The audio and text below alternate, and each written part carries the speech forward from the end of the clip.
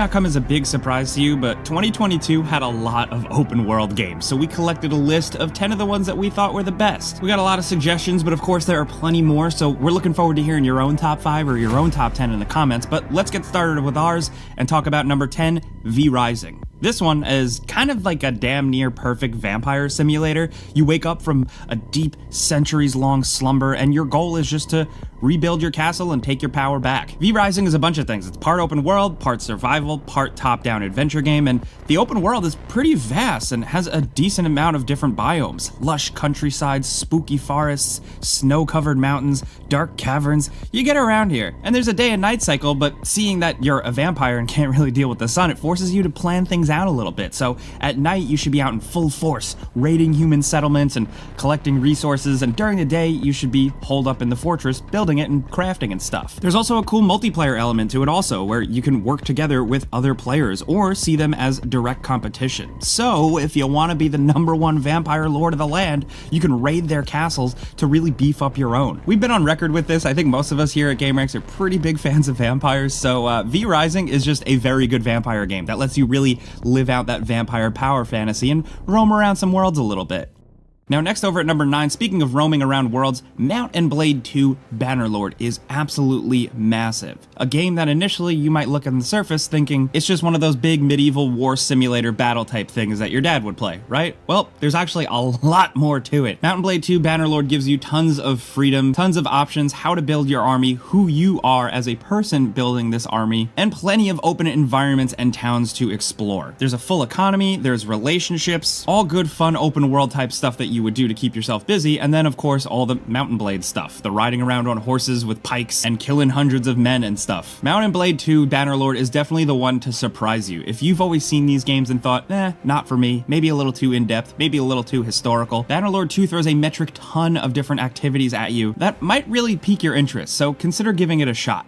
Now, next over at number 8, we have Sonic Frontiers. This is Sonic's first real big open world game, and while it's not one full connected open world, you jump to a bunch of different little islands, but each one is kind of its own open world space with open world activities. Now, Sonic Frontiers is divisive, I'll say that. I think if you're a casual Sonic fan, it seems kind of rough and buggy, and if you're a hardcore Sonic fan, you're probably a little bit more happy with it, just because, in my opinion, they really figured out how Sonic moves and fights in an open world, and ultimately, they really just figured out what Sonic would do in an open world, and honestly, what it is run really fast. The game worlds are populated with all these very quick little puzzles and encounters for you to do to expand the world. The more you do, the more of these little things that you accomplish, the easier it is to get around the world, because as you do this, boost pads, launch pads, grind rails will pop up in the environment, meaning you can get back to where you came from much faster now because there's a grind rail there, stuff like that. It's essentially Death Stranding, but you're not building with an online community and saving the world, you're just Sonic and you're getting more grind rails. But yes, to me, that means Sonic Frontiers counts as a Strand type game. Either way, I think it's a ton of fun. It is flawed, it is buggy. I think Sonic still could have used a little bit more time and love in the oven, but it's decent, so maybe check it out.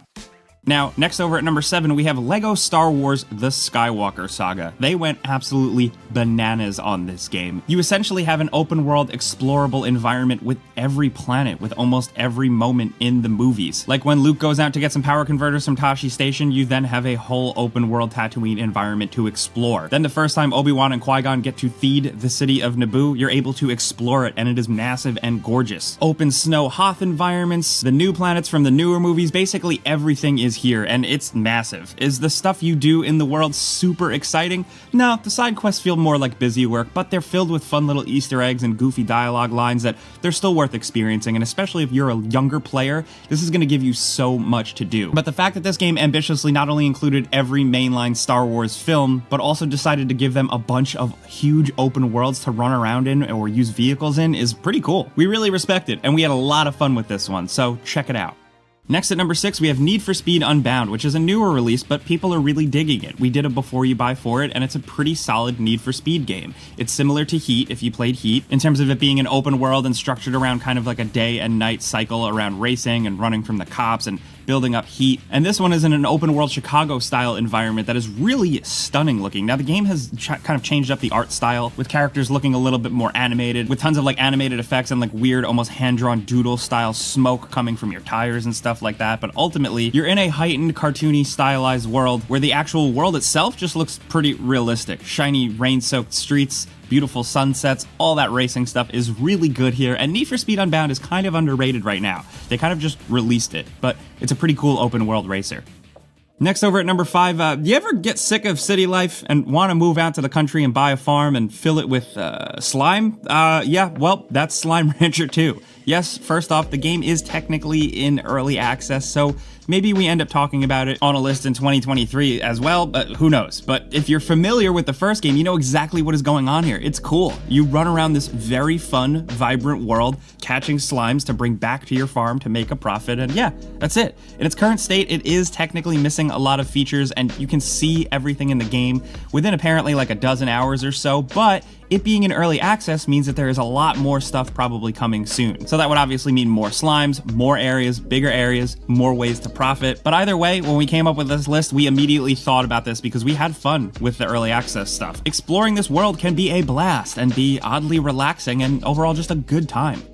Next, over at number 4, we have GhostWire Tokyo. Now in this, you're exploring a pretty accurate looking Tokyo. It's wide open, but it is totally empty, devoid of people, which is pretty spooky considering how hustling and bustling Tokyo usually is. Now it's been overrun with ghostly forces and no one is around, so it's just you exploring this empty, haunted Tokyo, finding side quests, and fighting off ghosts. The combat here is actually pretty interesting. You're not running around with a gun with a first-person shooter. It's actually finger guns. You're doing all kinds of magic Doctor Strange stuff. And while ultimately it ends up being pretty simple, it feels good. Now, it's not a perfect game. Sometimes you might argue that the open world works against itself with how awkwardly you gotta get on rooftops, and how the game can kind of become like a glorified collectathon, but if you look at it in another way, where it's kind of like a Yakuza game, but in first person with ghosts, where you just kind of walk around and find strange side quests in a weird Japanese city, that's probably the best sales pitch I can give it, man. GhostWire Tokyo is definitely unique, that's for sure.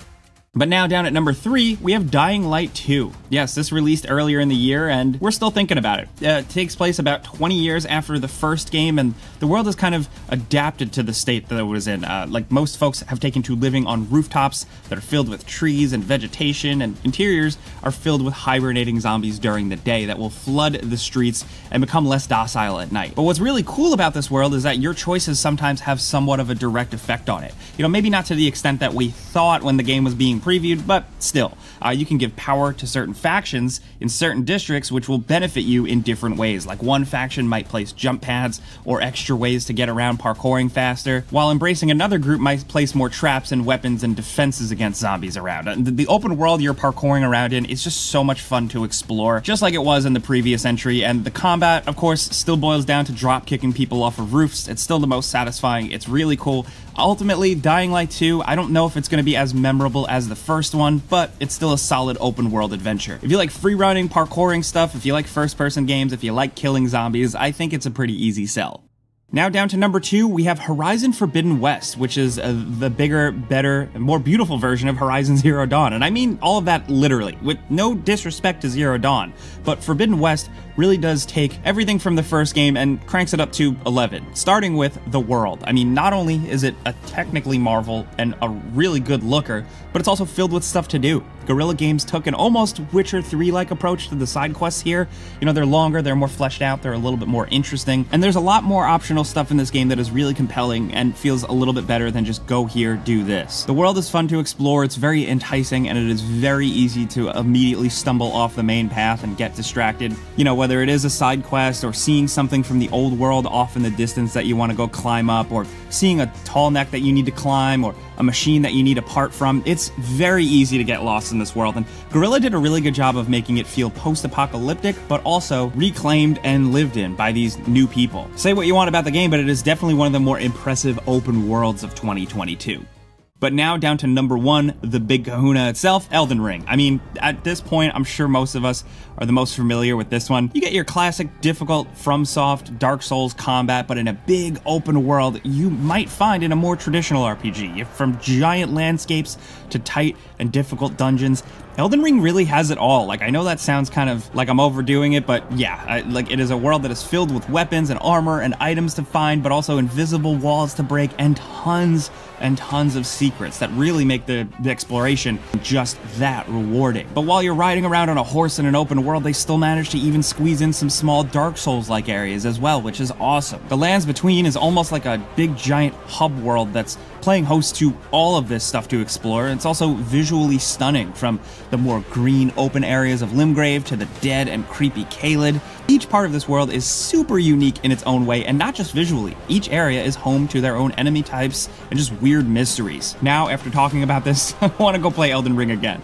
We also got some bonus games we wanted to mention because we couldn't fit just 10. The first is Choo Choo Charles, a very weird but very inspired haunted train game where you ride around avoiding a spooky train while building up your own train, and it involves hopping off of your train and going out into an open world for resources. Then, of course, the absolutely massive Xenoblade Chronicles 3, which is awesome. Monolith Soft once again knocked it out of the park. Of course, God of War Ragnarok, which we didn't include on the main list because it's a little bit more broken up than a traditional open world, but some people might argue for it, so yeah. And also, it's worth giving Spidey some love, since technically, Marvel's Spider-Man Remastered and Miles Morales both got PC releases this year.